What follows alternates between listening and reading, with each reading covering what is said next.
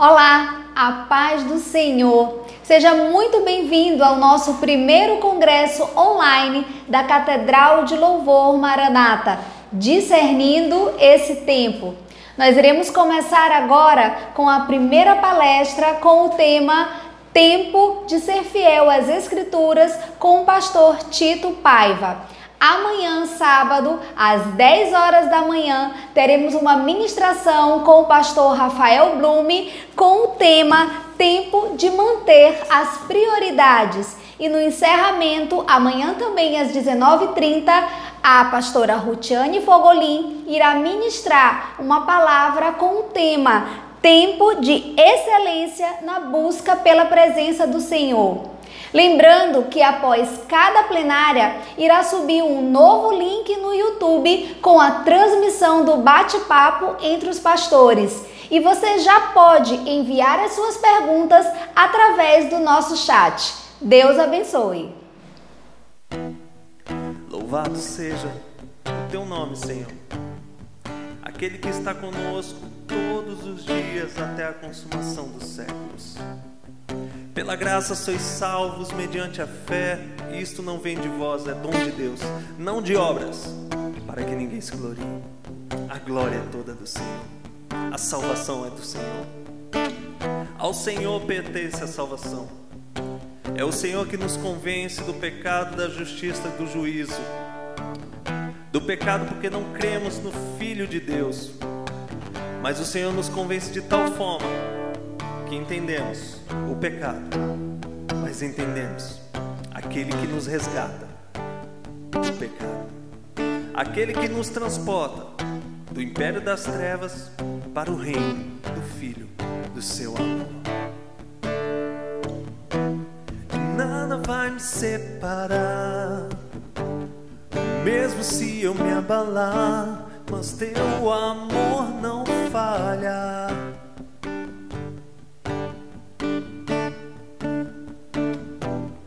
Mesmo sem merecer, sua graça se derrama sobre mim, mas teu amor não falha e nunca falhará.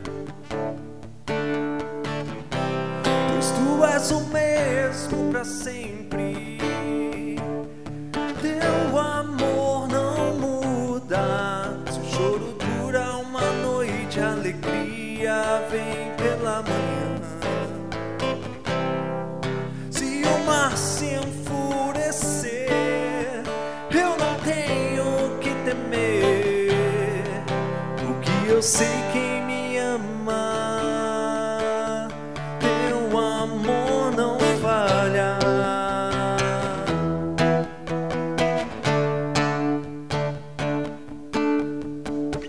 Se o vento é forte e profundo mar, tua presença vem me amparar, mas teu amor não falha.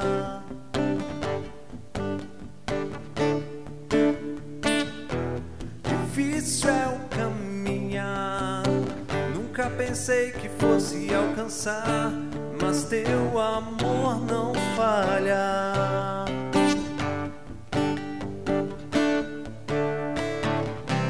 Pois tu és o mesmo para sempre, teu amor não muda. Se o choro dura uma noite, a alegria vem pela manhã. Se o mar se enfurecer, eu não tenho que temer, porque eu sei quem me ama, teu amor não falha.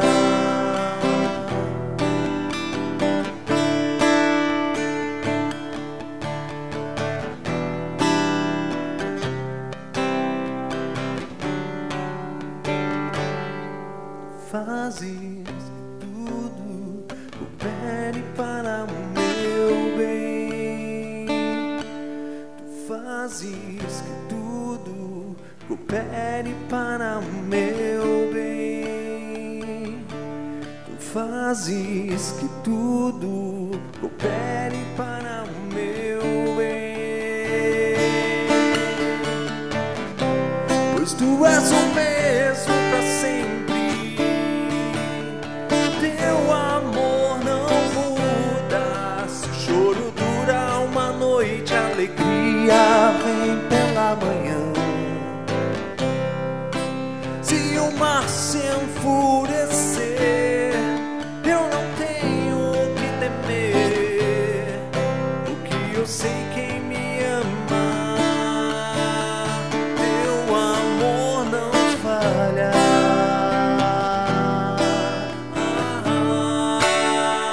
Teu amor não falha.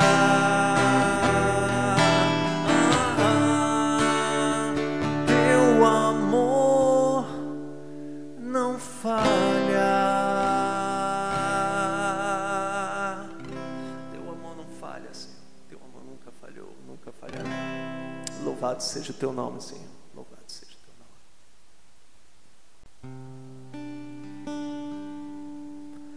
Espírito, enche a minha vida. Espírito, enche a minha vida. Enche-me com teu poder, pois em ti eu quero ser.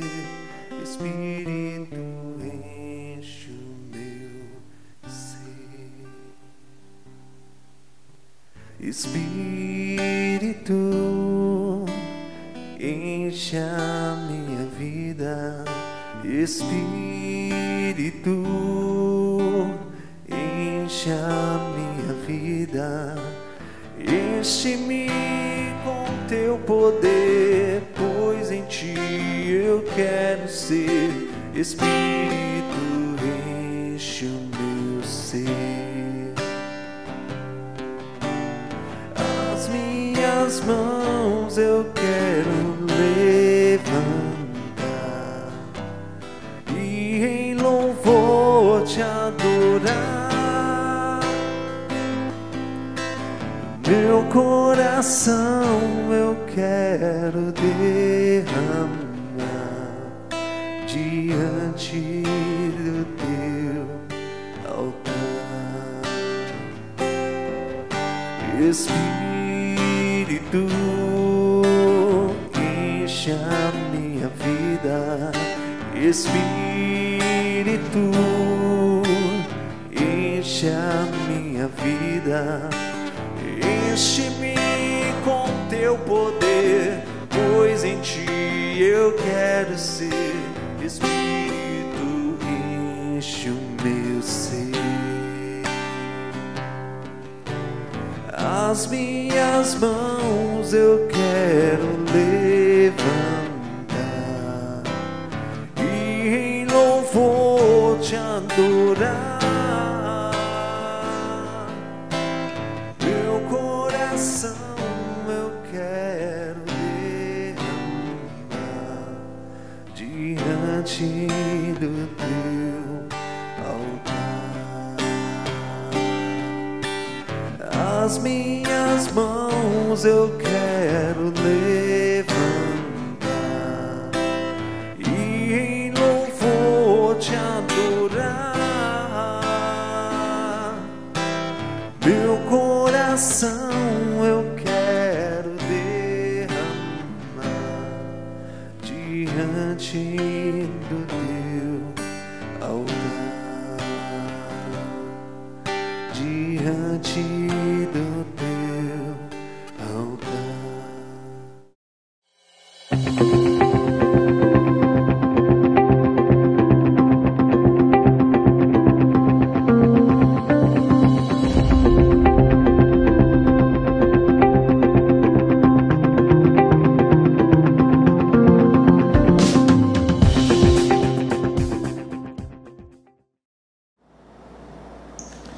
Olá, meu irmão, a graça e a paz do nosso Senhor e Salvador Jesus Cristo. Eu quero convidar você a abrir a tua Bíblia no Evangelho de Lucas, capítulo 24. E eu quero ler com você dos versos 3 ao 27.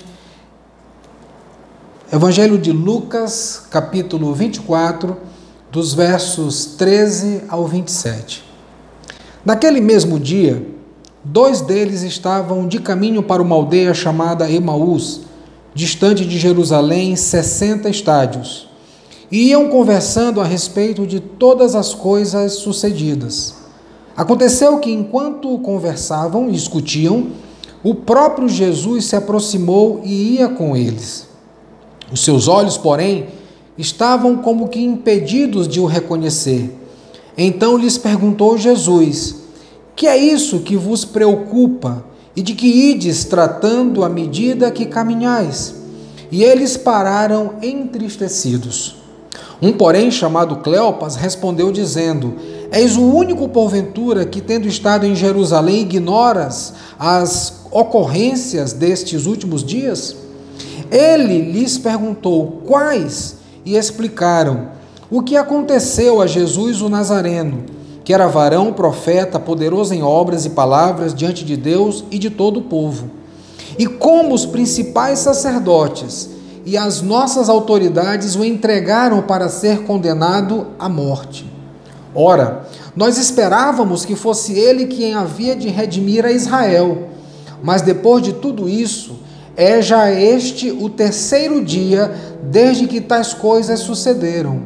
É verdade também que algumas mulheres das que conosco estavam nos surpreenderam, tendo ido de madrugada ao túmulo, e não achando o corpo de Jesus, voltaram dizendo terem tido uma visão de anjos, os quais afirmavam que ele vive. De fato, alguns dos nossos foram ao sepulcro e verificaram a exatidão do que disseram as mulheres, mas não o viram. Então lhes disse Jesus: honestos e tardos de coração, para crerem em tudo que os profetas disseram. Porventura não convinha que o Cristo padecesse e entrasse na sua glória? E começando por Moisés, discorrendo por todos os profetas, expunha-lhes o que a seu respeito constava em todas as Escrituras. Vamos orar. Pai querido, nós louvamos o Teu nome por esse tempo, por esse encontro, por esse congresso online, onde estamos juntos, Pai, para louvar o Teu nome, para engrandecer o Teu nome e também para sermos encorajados pela Tua palavra, para sermos ministrados pela Tua palavra, a fim de que possamos fazer aquilo que agrada ao Teu coração, a fim de que possamos discernir esse tempo tão diferente de tudo aquilo que nós já vivemos ao longo da nossa história, mas discernir da maneira que a Tua palavra nos permite fazer, colocando as lentes, Pai, que a Tua palavra nos fornece, para que possamos compreender o que temos atravessado nesse tempo e assim darmos uma resposta fervorosa a Ti, em nome de Jesus. Amém. Meus amados, nós estamos vivendo um tempo bem diferente de tudo aquilo que nós já vivemos, um tempo desafiador, não apenas na nossa história, mas em toda a história da humanidade. O mundo inteiro tem sofrido com essa pandemia. Mas a igreja, ela tem uma resposta para tudo isso, uma resposta responsável a toda essa crise que o mundo está atravessando. Nós temos aderido a todas as recomendações dos órgãos de saúde. Temos lavado as mãos, temos usado álcool, temos usado máscara, temos sido obedientes ao lockdown, temos evitado aglomerações e tudo isso com a finalidade de evitar a contaminação, evitar que as pessoas sejam contaminadas. Mas com isso, nós também estamos dando uma demonstração de amor ao próximo. Lá em Mateus, no capítulo 22, versos 34 a 38, Jesus então disse, quando abordado sobre quais mandamentos ou qual dos 613 mandamentos era o mais importante. E Jesus então deu essa resposta. Ele disse: olha, amem a Deus acima de todas as coisas e o próximo como a si mesmo.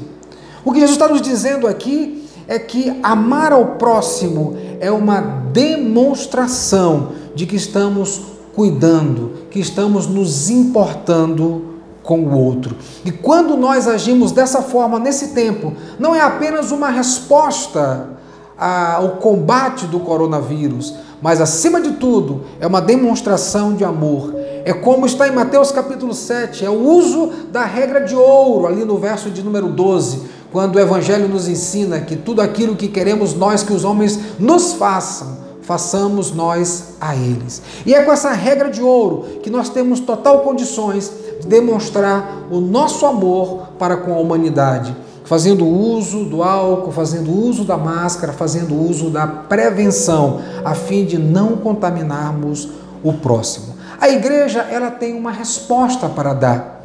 E a resposta que a igreja dá é que, uma vez ela sendo fiel às Escrituras, ela se torna capaz de ajudar os outros ao longo dessa jornada, ao longo dessa caminhada e por meio da palavra. No Salmo de número 121, aqueles romeiros que subiam para Jerusalém, eles iam naquele cântico, encorajando um ao outro ao longo da escalada. O Salmo começa com a seguinte pergunta: de onde virá o nosso socorro? E eles então começavam a encorajar um ao outro ao longo daquela escalada. O meu socorro vem do Senhor. E eles diziam um para o outro: Ele não permitirá que os teus pés vacilem. É Ele quem é a tua sombra, a tua direita. Ou seja, é por meio da palavra que a igreja ela dá uma resposta a tudo isso que está acontecendo na sociedade. Em Colossenses capítulo 3, verso 16, o apóstolo Paulo, falando no ambiente relacional, ele diz: habite ricamente em vós a palavra de Cristo, instruindo-vos e aconselhai-vos mutuamente em toda a sabedoria, louvando a Deus com salmos, com hinos e com cânticos espirituais, com gratidão em vosso coração. Paulo está estimulando aqui nessa igreja o cultivo das virtudes cristãs, no ambiente relacional, como eu e você estamos acostumados, habituados a viver. E é por meio das Escrituras que a vida cristã ela vai ser totalmente influenciada, seja em suas palavras, sejam em seus pensamentos, sejam em suas ações. E o apóstolo Paulo está dizendo que a palavra ela deve habitar. Ela não pode ser como uma casa de veraneio que é ocupada esporadicamente. O meu e o teu coração não podem ser esse tipo de habitação cuja ocupação é esporádica, mas o nosso coração deve ser como uma casa familiar, onde pessoas estão habitando constantemente. E esse habitar se dá por meio da palavra. O apóstolo Paulo também está dizendo aqui nesse ambiente relacional que ela não só deve habitar, mas deve habitar ricamente, ou seja, abundantemente. Para quê? A fim de quê? A fim de que possamos viver os mandamentos recíprocos. Aconselhai-vos, instruí-vos mutuamente em toda sabedoria. O aconselhamento, na dinâmica do ambiente relacional, na dinâmica do uns com os outros, é a troca de sabedoria bíblica dentro dos relacionamentos. E é dessa forma que o apóstolo Paulo está estimulando esse ambiente relacional por meio da palavra, da troca da sabedoria em um ambiente de maturidade, a fim de que o coração possa ser ministrado pela palavra do Senhor. Eu e você temos que entender que cristianismo não é uma carreira solo, mas é uma caminhada de comunhão. Não é uma carreira solo, mas é uma jornada de comunhão. Como aqueles romeiros que subiam a Jerusalém para adorar, e eles iam encorajando um ao outro ao longo de toda a sua jornada, porque muitos perigos se apresentavam. O cristianismo é essa jornada e não uma carreira solo. Por isso o apóstolo Paulo, no verso 13 do mesmo capítulo de Colossenses, capítulo 3, ele diz: suportai-vos uns aos outros. Se algum irmão tem queixa contra o outro, perdoai-vos mutuamente, como Cristo também os perdoou. E essa palavra suportai-vos nos dá a ideia de sustentar o irmão, de servir de suporte, de apoio, para que ele possa continuar a sua jornada, sua caminhada. Entretanto, o apóstolo Paulo está nos ensinando aqui que a base da reconciliação é a própria obra de Cristo na cruz do Calvário. A obra que nos reconciliou com Deus, por meio do perdão derramado sobre nós, é a mesma base que nos estimula e que deve nos estimular a restaurar os relacionamentos, a sermos suporte na vida do nosso irmão. Esse é um tempo de muita dificuldade. É um tempo onde precisamos prover consolo para o próximo e ser consolado. É um tempo de muitas angústias, mas, sobretudo, é um tempo de sermos fiéis à palavra do Senhor. E o que nós podemos aprender nessa escalada desses dois homens para Emaús, nessa jornada que vai se transformar numa jornada de volta para a fé? Em primeiro lugar, os versos 13 e 14 nos ensinam que aquilo que nos aflige, aflige aos outros também. O verso de número 13 diz que esses dois homens, naquele domingo, que poderia ser um domingo triunfal, mas se tornou um domingo de cultivar a incredulidade. Eles estão se distanciando de Jerusalém, transbordando de incredulidade, como nós já lemos na narrativa do texto, medo, insegurança, por não terem discernido aquele momento. Aquele era para ser o domingo triunfal, aquele era para ser o domingo sobre o qual todos deveriam se regozijar. Aquele era o domingo em que o Senhor estava coroando toda a sua obra por meio da vitória sobre a morte.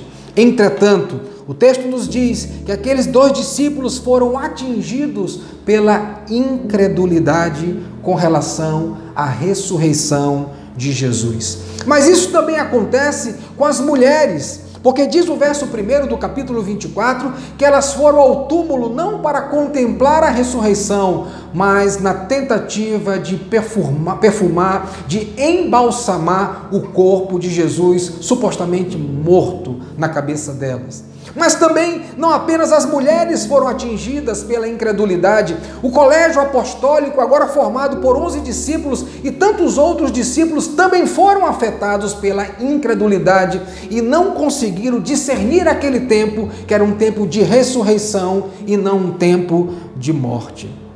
Aquilo que afligiu esses dois, afligiu também as mulheres e, por sua vez, o colégio apostólico. Dos versos 14 ao 20, nós podemos perceber que ao longo daquela caminhada, em que eles iam falando a respeito dos últimos acontecimentos, muito embora aqueles acontecimentos na cabeça deles havia parado no túmulo, de repente o Senhor Jesus se aproxima deles e vai conversando com eles, e eles não conseguem perceber que é Jesus.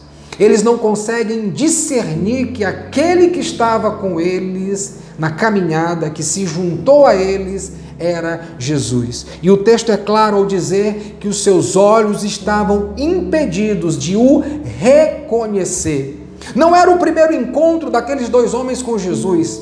Por isso a palavra é reconhecer, porque eles já haviam conhecido Jesus em uma outra oportunidade, mas agora, por conta da falta de discernimento e da incredulidade, eles não conseguem contemplar quem era aquele que havia se associado a eles naquela jornada. E o verso 19 nos diz que na medida em que eles tentavam dizer àquele acompanhante o que tinha acontecido, eles se referiam a Jesus como Nazareno, como um profeta poderoso, grande na realização das obras, grande em palavras, mas que havia, infelizmente, morrido. O verso 17 nos diz que quando Jesus faz uma pergunta a eles, essa incredulidade agora é adicionada à tristeza. Eles ficam tristes, porque eles percebem que somente o acompanhante daquela viagem não sabe o que havia acontecido nos últimos dias. E o verso de número 21 coroa essa cena de tragédia quando eles demonstram toda a sua frustração. ao dizer: nós esperávamos que fosse ele que havia de redimir a Israel. Aquele grande profeta, parecido com Elias nas suas obras, parecido com Eliseu, que fez obras e nós podemos contemplar, mas ele não era nada de Messias, porque já é o terceiro dia e nós não temos notícia visível, palpável, tangível de onde esteja esse suposto Messias. Entretanto, os olhos fechados haviam impedido aqueles homens de contemplar que naquela jornada era o Senhor que estava ao seu lado. Mas não é diferente com as mulheres. O verso 1 do capítulo 24 nos diz que no domingo, esse mesmo domingo, que esses dois foram para Emaús, as mulheres foram logo de manhã cedinho, de madrugada ao túmulo, mas elas levaram perfumes, porque a intenção delas não era contemplar um túmulo vazio e uma vitória estabelecida. A ideia delas era tentar conservar o corpo de Jesus que havia morrido na sexta-feira, porque elas não haviam acreditado, percebido, discernido a possibilidade da ressurreição. O Evangelho de Marcos, no capítulo 16, verso 3, nos diz que a única preocupação que tomava conta da cabeça daquelas mulheres e da conversa daquelas mulheres era quem iria tirar a pedra. Porque elas precisavam embalsamar, mas havia uma grande pedra que havia rolado para fechar a boca daquele túmulo. Entretanto, a única preocupação que ronda a mente daquelas mulheres era quem poderia tirar aquela pedra. No Evangelho de Mateus, no capítulo 28, verso 2, para surpresa delas, quando elas chegam naquele local, a pedra já está removida. O anjo está sentado sobre a pedra e aquelas mulheres ficam perplexas. Elas agora olham o túmulo vazio, não tem mais um corpo para embalsamar, e agora elas estão diante de uma cena inesperada. Entretanto, incapazes de discernir que aquilo foi o efeito da ressurreição. O Evangelho de João, no capítulo 20, nos versos 1 e 2, nos diz o texto que quando Maria Madalena vai anunciar o túmulo vazio a Pedro e ao discípulo amado, ela diz: tiraram do sepulcro o Senhor e não sabemos onde o puseram. Em outras palavras, ela estava dizendo a Pedro e ao discípulo amado: roubaram o corpo de Jesus. Qualquer coisa, qualquer possibilidade passava pela cabeça daquelas mulheres lideradas por Maria Madalena na hora de falar para o colégio apostólico, mas não passava sobre a mente delas de que Jesus teria ressuscitado, como havia dito, principalmente na última semana da sua vida, porque a sua mente também, como a daqueles dois, estava tomado pela incredulidade. E elas viram todas as cenas, todo um cenário de ressurreição, mas não tiveram condições de discernir aquele tempo. As mulheres, em Lucas 24, dos versos 9 ao 11, quando convictas da ressurreição, como nos diz o verso 8, elas então foram anunciar aos apóstolos e aos demais que estavam na companhia dos apóstolos. E nos diz o verso 11 que tais palavras soaram para os apóstolos e aqueles amigos dos apóstolos como um delírio, como se fosse uma notícia tola, uma conversa sem sentido. Eles não acreditaram naquilo que eles estavam ouvindo. O colégio apostólico, que andou tão perto de Jesus, também não discerniu o que estava acontecendo naquele dia, naquele domingo triunfante. E no Evangelho de Marcos, no capítulo 16, nos versos 10 e 11, que narram essa conversa, diz o texto que aquelas mulheres encontraram homens tristes e chorando, porque não haviam discernido a ressurreição de Jesus. Elas disseram: ele vive, nós o vimos. Entretanto, eles foram tomados pela falta de discernimento por conta da incredulidade.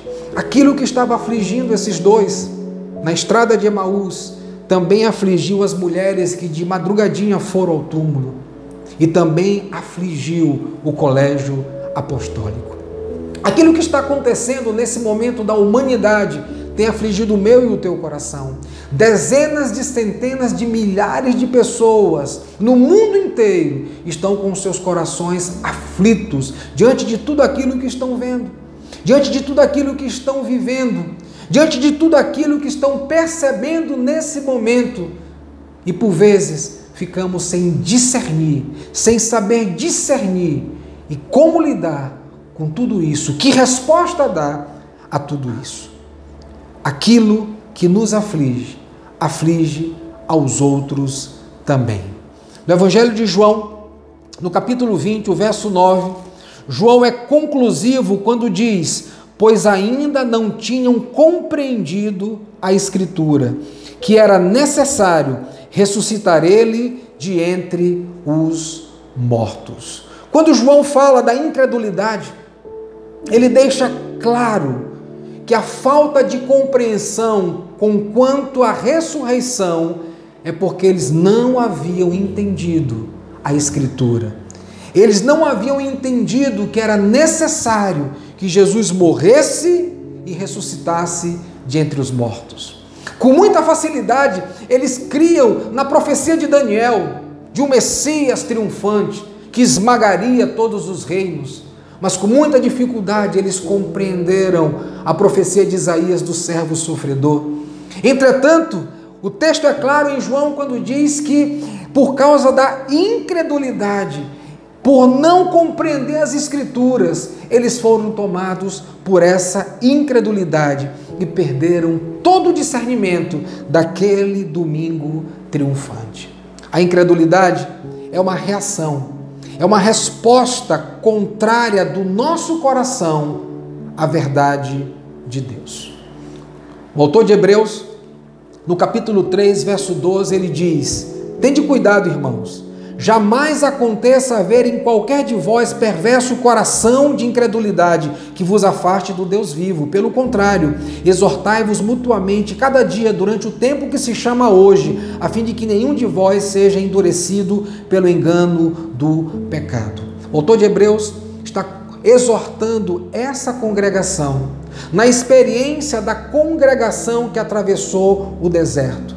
Uma congregação que ouviu a voz de Deus, mas que não reagiu com fé e obediência. Pelo contrário, eles agiram com provocação e tentação, como diz o capítulo 17 de Êxodo. E eles questionaram naquele momento que lhes faltou água para beber, no início da escalada para a terra do descanso: onde está o Senhor? Ele está entre nós ou não? E o autor de Hebreus está dizendo que há um perigo que pode residir na congregação. É quando um coração ele age com incredulidade. E essa incredulidade tem o poder, tem a força, tem a capacidade de afastar o servo da presença do Deus vivo. Esse é o maior perigo na congregação. É quando esse coração, por conta da falta de discernimento, da incredulidade, ele se afasta do Deus vivo. O Deus vivo, o Deus Emanuel, se aproximou desses homens, mas eles não discerniram. As mulheres foram ao túmulo vazio, mas não discerniu. O colégio apostólico, juntamente como Pedro, receberam o recado da parte de Jesus que ele havia ressuscitado e os esperaria na Galileia, mas eles não discerniram, porque um coração incrédulo, ele acaba sendo afastado do Deus vivo. A incredulidade é uma resposta contrária do nosso coração a uma verdade do Deus vivo. E o engano do pecado, ele se potencializa diante da incredulidade, desqualificando o servo, de maneira que ele ande numa direção errada, de maneira que ele não veja da maneira correta, de maneira que ele não sinta da maneira que deve sentir. Mas sabe qual é o remédio para a incredulidade? Exortação, que significa fortalecimento, que significa encorajamento, que significa consolo nas horas difíceis. E o autor de Hebreus está justamente enfatizando isso para essa congregação. O remédio, o antídoto para neutralizar o veneno da incredulidade é exortação, é chamar de volta para o caminho, é ministrar a palavra, é ministrar o ensino, é ministrar o consolo, o fortalecimento, o encorajamento no dia que se chama hoje, como diz o autor de Hebreus. Todos os dias precisamos ser encorajados. Todos os dias precisamos ser fortalecidos pela palavra do Senhor. Todos os dias precisamos ser consolados. Faça do dia de hoje o dia para ser consolado. Faça do dia de amanhã o dia para ser consolado. Faça de todos os dias da sua vida um dia para ser consolado, para ser fortalecido e para fortalecer ao outro. Lembre dos mandamentos recíprocos. Um cristão, ele deve estar ou discipulando alguém ou sendo discipulado. Porque na medida em que esse mecanismo entra em operação, o dia que se chama hoje sempre será um novo dia na nossa vida, sempre será um dia de esperança, sempre será um dia de fortalecimento, um dia de consolo, um dia de restauração. A incredulidade é uma reação a algo que Deus plantou no nosso coração, mas uma reação contrária. Entretanto, a exortação é aquilo que nos coloca de volta no jogo, aquilo que pode nos angustiar, não necessariamente deve nos afastar da presença do Deus vivo. A pandemia pode te angustiar, as crises podem te angustiar, os problemas econômicos podem te angustiar, as situações adversas que você vive, o que você enfrenta, pode te angustiar, mas não necessariamente te afastar da presença do Deus vivo. Porque quando somos exortados, cada dia, a cada instante, a cada momento, o Senhor nos fortalece para a nossa caminhada. Como você tem olhado as dificuldades que você tem enfrentado? As dificuldades, as lutas, as adversidades, a pandemia, a crise econômica e tantas outras coisas que eu e você temos enfrentado cotidianamente. Eu e você precisamos entender que as dificuldades são como que ferramenta nas mãos de Deus para sondar a profundidade do nosso coração, para sondar a maturidade do nosso coração, para sondar a fidelidade do nosso coração, porque as dificuldades revelarão o que há no nosso coração, e o nosso coração, habitado ricamente pela palavra do Senhor, ele elevará a cada dia e de maneira progressiva a maturidade, a santidade, o crescimento. Portanto, as dificuldades, elas não têm o poder de nos eliminar, mas sim de revelar como está o nosso coração. Todos eles estavam sob o impacto da morte. Todos eles estavam sendo comprimidos pela notícia da morte. É possível perceber nas palavras e nas emoções de cada um deles. Entretanto, aquela dificuldade, na ótica deles, nada mais era do que uma oportunidade para que Deus pudesse sondar a credulidade do coração daquelas mulheres, daqueles 2 discípulos para Emaús e do colégio apostólico, para confirmar se de fato, de verdade, eles tinham entendido, compreendido aquilo que Jesus lhes havia ministrado ao longo dos seus 3 anos ministeriais na companhia dessas pessoas. Eu e você temos que entender isso, que as dificuldades são ferramentas, são oportunidades, são permissões de Deus para que o nosso coração seja sondado e que ele possa encontrar profundidade, maturidade, fidelidade em tempos difíceis. Deixa eu ilustrar isso para você de uma outra maneira. Uma pessoa, ela é como uma esponja, e essa esponja, ela vai ser espremida. E ela pode, ao ser espremida, derramar água ou derramar tinta preta. E a pergunta é, ela derramou água porque foi espremida? Ela derramou tinta preta porque foi espremida? Claro que não. Ela derramou água ou derramará tinta porque é aquilo que habita dentro dela. Por isso a palavra do Senhor, ela precisa habitar em nós.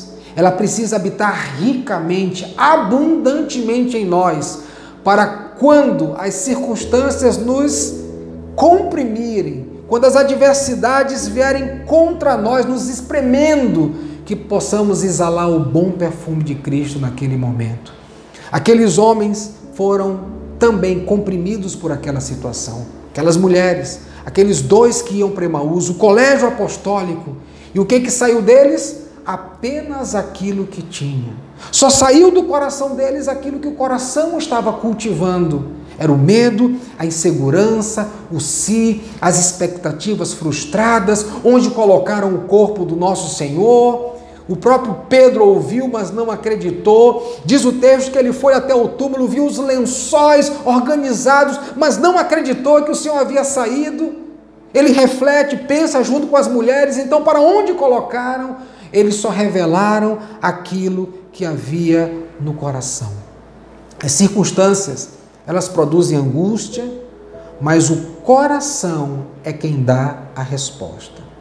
As circunstâncias podem nos confrontar, podem nos afrontar, podem nos machucar, podem nos desafiar, mas o coração é quem vai dar a resposta. Só sai da esponja o que há dentro dela.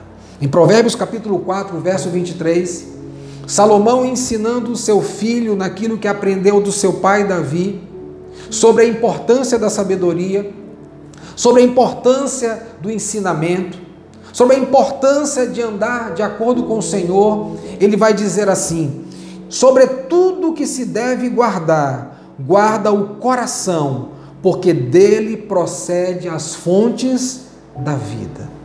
Sobre tudo que deve guardar, guarda o teu coração. Jesus disse que do coração procedem as guerras, as contendas, as confusões. Quando somos comprimidos por uma situação, quando somos provados numa questão, quem vai dar a resposta é o coração. E é por isso que esse coração, ele deve ser guardado. E o coração dessas pessoas que andavam sem discernimento estava transbordando de incredulidade, de maneira que um túmulo vazio não representava a ressurreição, de maneira que os olhos impossibilitados de enxergar que aquele que havia se juntado a eles na caminhada era o Messias. Como os apóstolos, e Pedro principalmente, que mesmo vendo o túmulo vazio, não conseguiu discernir que algo extraordinário e prometido estava acontecendo naquele momento. O que aflige a mim e a você está afligindo o mundo inteiro.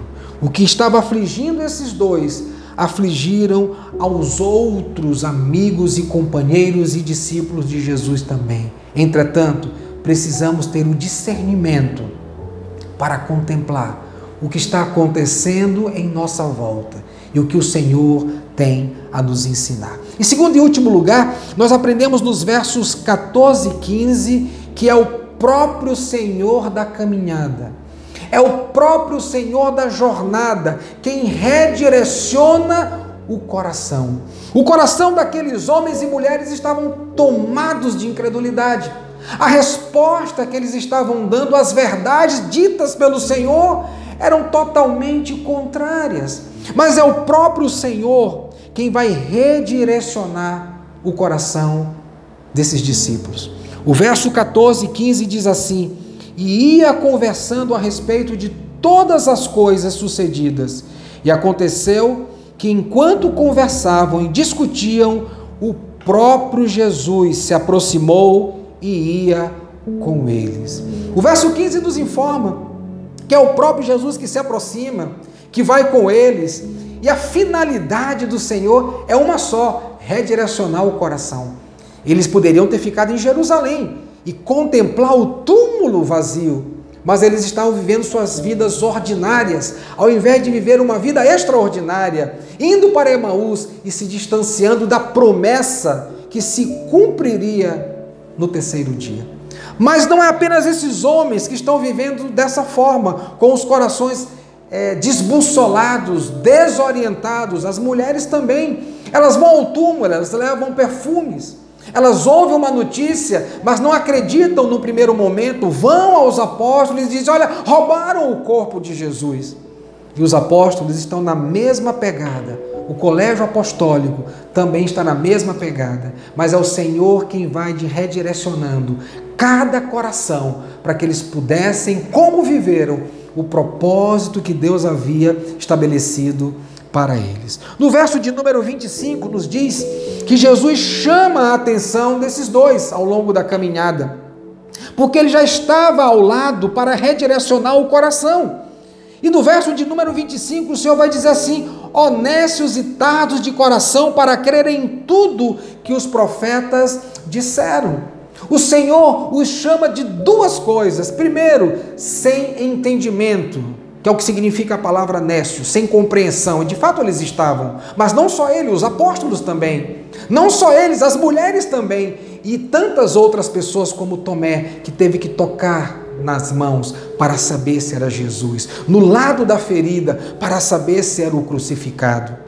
Eles estavam andando como nécios, como pessoas sem entendimentos, mas também como pessoas que estavam lentas. E o texto é claro que tanto essa falta de conhecimento quanto essa velocidade inadequada era por conta do coração, que estava com dificuldade em crer em tudo aquilo que o Senhor havia falado. E o redirecionamento do coração desses dois homens acontece no momento em que todas as Escrituras foram expostas. O verso de número 26 até o verso 31 diz assim: porventura não convinha que o Cristo padecesse e entrasse na sua glória? Jesus falando. E começando por Moisés, discorrendo por todos os profetas, expunha-lhes o que a seu respeito constava em todas as Escrituras. Quando se aproximaram da aldeia para onde iam, fez ele menção de passar adiante, mas eles o constrangeram, dizendo: fica conosco, porque é tarde, e o dia já declina. E entrou para ficar com eles. E aconteceu que, quando estavam à mesa, tomando ele o pão, abençoando e tendo-o partido, lhes deu. Então se lhes abriram os olhos e reconheceram, mas ele desapareceu da presença deles. E disseram um ao outro: porventura não nos ardia o coração quando ele pelo caminho nos falava, quando nos expunha as Escrituras? É o próprio Senhor quem se junta a eles naquela caminhada, a fim de redirecionar o coração. E como o Senhor faz isso? Expondo a palavra. Como o meu e o teu coração, eles serão restaurados nesse tempo de dificuldade. Eles serão redirecionados nesse tempo de desafio, por meio da palavra do Senhor, que é viva e eficaz. O verso 25 nos diz que o coração deles estavam desprovidos de conhecimento e também lentos naquela jornada. Mas o verso de número 35, quando o Senhor restaura o coração deles, eles sentem um fervor. Um diz para o outro, um diz para o companheiro de viagem: o nosso coração ardia enquanto nós subíamos naquela caminhada. Enquanto ele nos falava ao longo daquela caminhada, o nosso coração ardia. Mas isso também acontece com as mulheres. Elas vão ao túmulo, elas estão incrédulas. Os anjos falam do que está acontecendo, mas diz o texto no Evangelho de João que é o próprio Senhor quem fala com elas. O Senhor se revela a Maria. Ela pensa que é um jardineiro, mas quando o Senhor fala Maria, ela diz mestre. Quando o Senhor fala o seu nome, a ovelha reconhece o nome do pastor. Ela diz mestre. Ela reconheceu quem era Jesus. E é o próprio Senhor quem vai reorganizar o coração das mulheres. É o próprio Senhor quem vai reorganizar o coração dos apóstolos. Quando então as mulheres identificam quem é Jesus e vão anunciar que o túmulo estava vazio, não porque roubaram o corpo dele, como elas pensaram primariamente, mas porque de fato ele havia ressuscitado e se revelado a elas, elas vão até o colégio apostólico. E sabe o que Jesus faz? Ele manda um recado para Pedro. Ele diz: olha, diga para Pedro que eu vou encontrar com ele na Galileia. Diga para Pedro que eu ressuscitei, que ele pode conferir lá no túmulo, está tudo vazio, mas que eu vou encontrar com ele na Galileia. E de fato, 8 dias depois, ele está pescando, não pega nada, o Senhor está na orla, está na beira-mar, e diz para ele, joga para o outro lado. O discípulo amado diz, eu conheço aquela voz, é o mestre. Pedro, a quase 100 metros de distância, ele se veste porque estava despido, diz o texto, e nada até o encontro de Jesus. Jesus então vai redirecionar o coração do líder da igreja, do apóstolo Pedro. Vai redirecionar o coração do colégio apostólico. Vai redirecionar o coração de Tomé, como o meu e o teu coração também são redirecionados pela palavra que sai dos lábios do Senhor, pela sua palavra que é viva e eficaz. Quando o nosso coração é restaurado, o caminho passa a ser redirecionado. Aquelas mulheres foram ao túmulo, viram que estava vazia, perceberam que não foi roubado o corpo do Senhor, mas que ele ressuscitou pela sua própria proclamação. Então elas foram anunciar a todos que Jesus estava vivo. Os discípulos, quando souberam que era Jesus, eles voltaram imediatamente, diz o texto, de Emaús para Jerusalém. Do sentido de Emaús para o local da ressurreição, que foi Jerusalém. O coração dos apóstolos também. Pedro, ainda sem entender exatamente o que estava acontecendo, era o 8º dia após a ressurreição de Jesus, ele então se levanta e diz, vou pescar. Mas Jesus aparece na orla, Jesus aparece à beira-mar e redireciona o coração do apóstolo. E ele não vai ser pescador de peixe, mas ele vai ser pescador de homens, como o Senhor há 3 anos atrás havia dito ao seu coração. Eles estavam impedidos de reconhecer o Cristo ressurreto, mas pelas Escrituras eles tiveram o coração redirecionado e por isso eles creram. É o próprio Senhor quem faz isso. Sabe por quê? Porque em dias de pandemia, ou em dias sem pandemia, em dias de adversidade, ou em dias sem adversidade, em toda e qualquer circunstância, a palavra de Deus ela é poderosa, inerrante e suficiente para conduzir a nossa vida. Seja nos vales, seja nas montanhas, a palavra do Senhor é suficiente para conduzir o nosso coração, para redirecionar o nosso coração. Por isso, na de 2 Timóteo, capítulo 3, verso 16, o apóstolo Paulo fala ao jovem Timóteo, toda a Escritura é inspirada por Deus, é útil para o ensino, para a repreensão, para a correção, para a educação na justiça, a fim de que o homem de Deus seja perfeito e perfeitamente habilitado para toda boa obra. Esses homens e mulheres foram habilitados para toda boa obra. E a ferramenta que o Senhor usou para redirecionar o coração deles, como o meu e o teu, é a palavra. Porque a palavra tem o poder, é suficiente, é inerrante para nos conduzir de volta para o lar. A nossa visão de realidade alinha-se com a palavra. Nós somos o que Deus diz que somos. Está errado na nossa vida aquilo que Deus diz ser errado em nossa vida.